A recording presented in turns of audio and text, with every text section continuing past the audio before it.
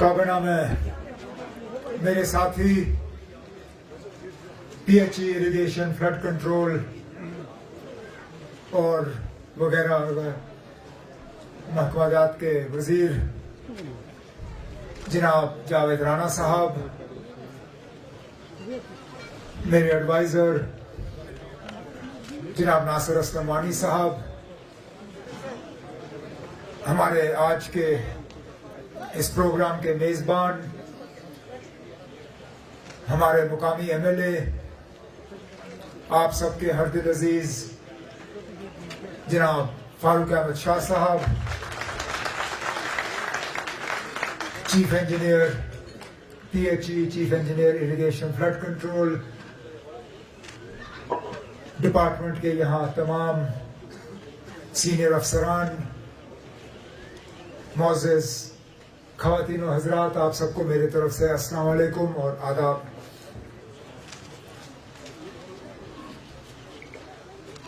मैं सबसे पहले तो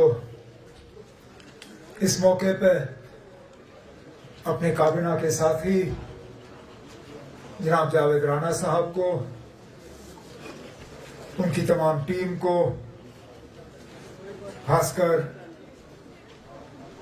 मिशन डायरेक्टर जल जीवन मिशन खुर्शीद अहमद शाह साहब को आज के इस मौके पे अपने तरफ से मुबारकबाद पेश करना चाहूँगा और शुक्रिया करना चाहूँगा कि ये 5 प्रोजेक्ट्स आज मुकम्मल होके लोगों के हवाले किए गए हैं।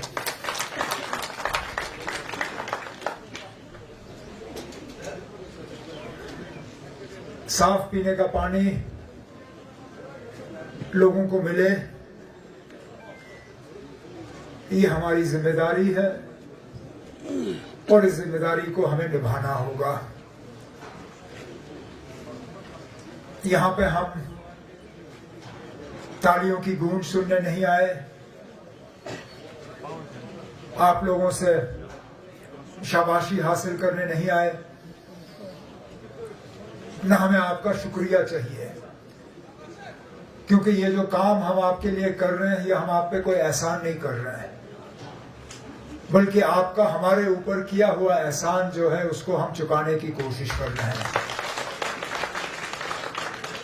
आपने पिछले साल ठीक इसी महीने एक बहुत बड़ा फैसला लिया, आपने अपने कीमती वोटों से जनाब फारूक अहमद शाह साहब को यहां से कामयाब होके भेजा और उस दिन से हम मिलकर इस कोशिश में लगे रहे कि इस असेंबली हलके की ठीक तरह से नुमाइंदगी हो। करने के लिए बहुत कुछ है, लेकिन अल्लाह का शुक्र है कि आपको एक MLA ऐसा मिला जिसने पहले दिन से ही ये तय किया था कि एक दिन भी ये जाया होने नहीं देंगे।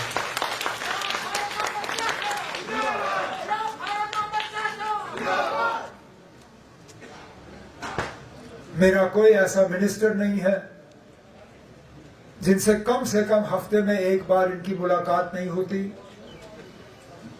शायद 10 दिन का अरसा नहीं बीतता जब मेरी और फारूक शाह साहब की या तो सेक्रेटेरिएट में या राब्ता के दफ्तर में या कहीं पे हमारी मुलाकात नहीं होती, और जब मुलाकात होती है तो सिर्फ और सिर्फ वो अपने असेंबली हलके के हवाले से बात करते हैं, यहाँ की तरक्की के हवाले से बात करते हैं, हमारे वर्करों की परेशानी के हवाले से बात करते हैं, और लोगों को मुसीबत से निकालने के लिए जो हमें इकदाम उठाने होंगे उसके हवाले से बात करते हैं।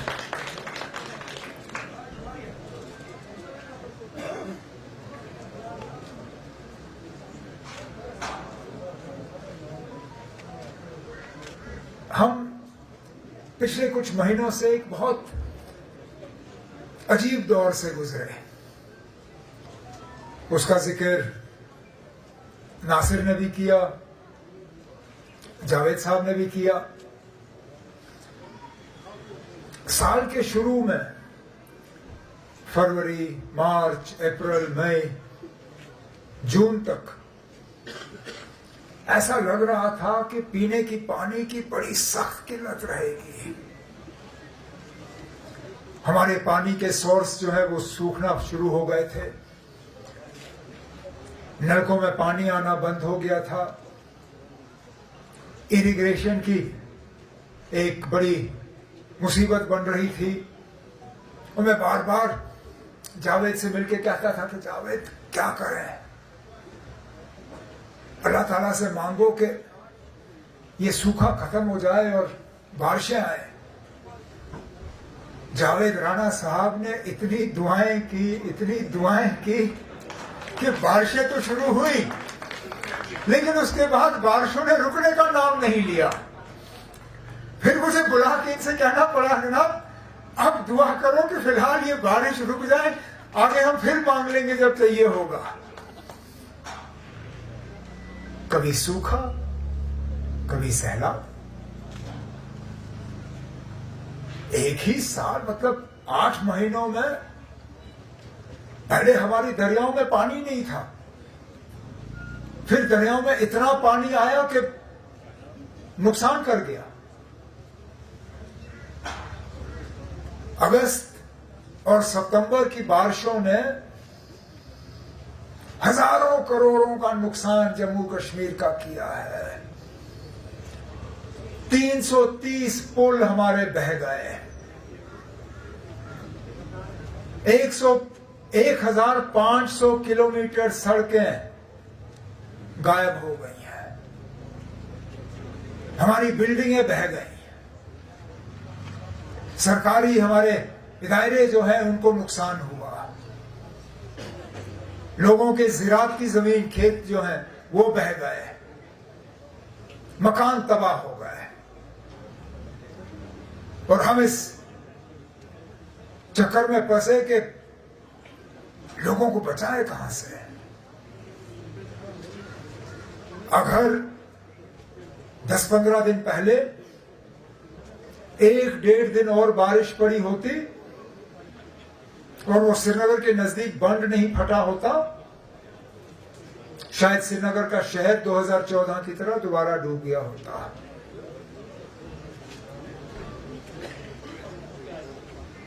लेकिन इस दौरान भी हमारे अफसरों ने काम नहीं छोड़ा।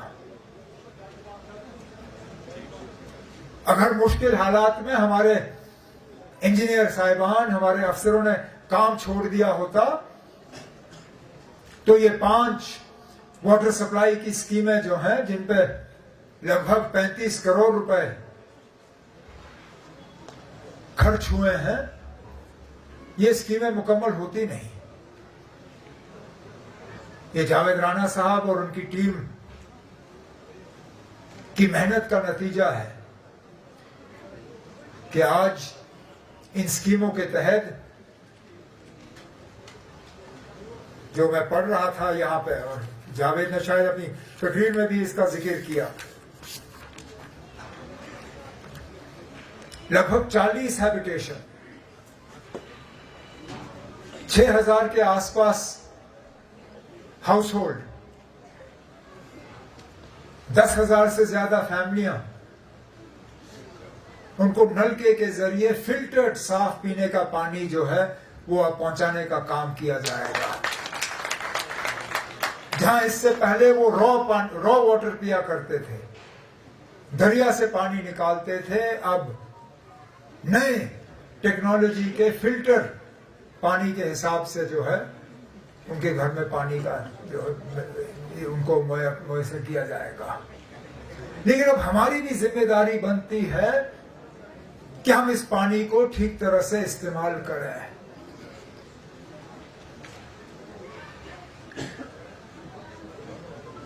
ये ना करें कि हम नलका खोलें, बाल्टी भरें, फिर बाल्टी उठा के ले जाएं और नलका वैसे ही छोड़ दें। हमें पानी उसी तरह इस्तेमाल करना चाहिए जिस तरह हम बिजली उन घरों में इस्तेमाल करते हैं जहां मीटर लगा होता है।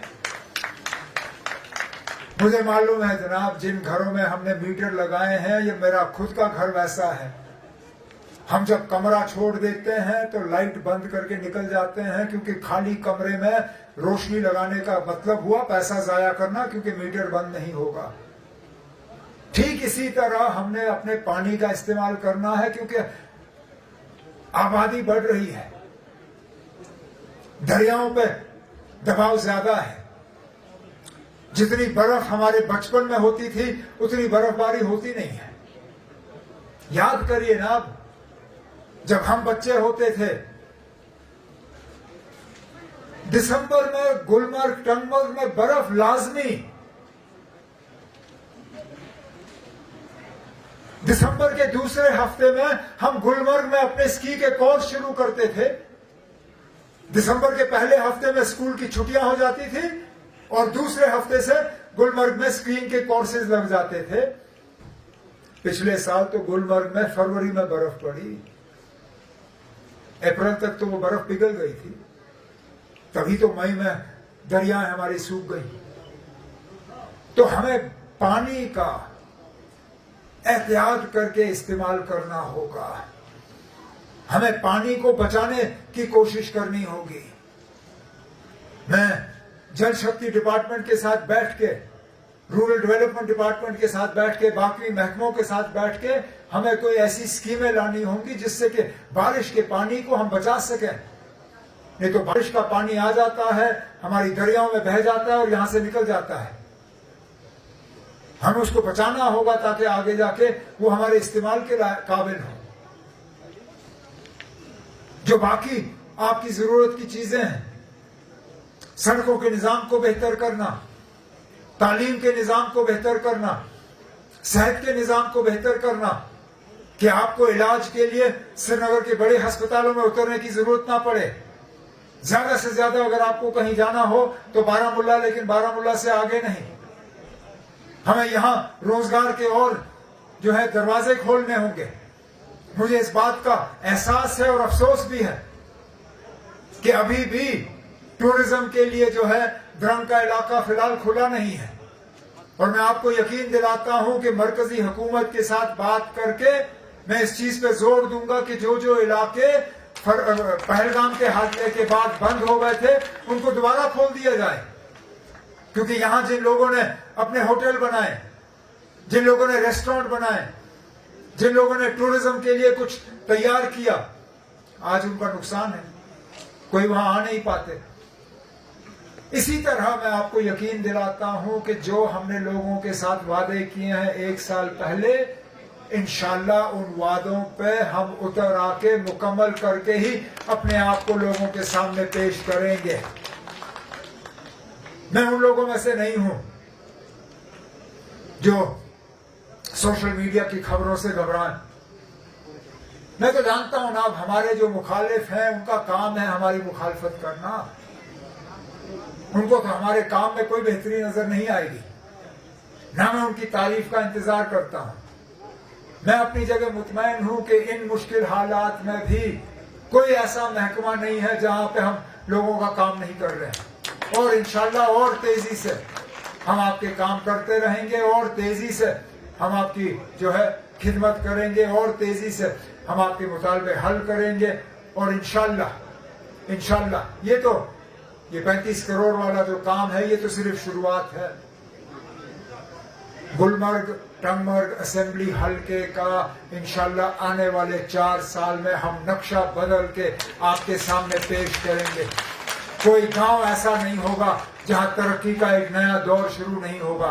कोई घर ऐसा नहीं होगा जहां तरक्की जो है आपके दरवाजे खटखटाएगी नहीं। कोई घर ऐसा नहीं होगा जहां रोजगार के नए वसाइल जो हैं हम आपके लिए तैयार करके नहीं देंगे। ये मेरा गुलमर्ग टंगमर्ग असेंबली हलके के लोगों के साथ वादा है, हमारे एमएलए जनाब फारूक शाह साहब के साथ वादा है, आप लोगों के साथ वादा है। लेकिन आज इस मौके पर मैं एक बार फिर जनाब जावेद राणा साहब को, इनके महकमे के तमाम अफसरों को इस मौके पे शुक्रिया और मुबारक करते हुए, आप सब यहाँ आए इस बात के बावजूद कि इस दौर फसल की कटाई का ये वक्त है और आप लोगों के लिए वो छोड़ के यहाँ आना ये बहुत बड़ी बात है।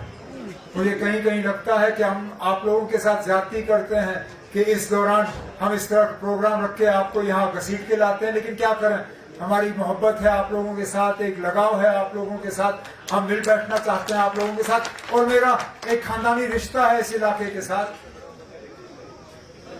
मेरी दादी यहाँ से है, मेरा घर यहाँ पे है, मुस्तफा साहब मेरे अंकल यहाँ से 100 गज की दूरी पे रहते हैं। गुलमर्ग को दुनिया के नक्शे पे अगर किसी ने लाया है तो मेरे खानदान ने लाया है, मेरी दादी के खानदान ने लाया है। जो आज लोग हमें ताने देते हैं और कहते हैं कि ये खानदान जो है ये गुलमर्ग को खाने के लिए आया है, मैं उन लोगों से पूछता हूं जनाब कि मेरी दादी के खानदान ने गुलमर्ग में होटल लगाने से पहले यहां था क्या?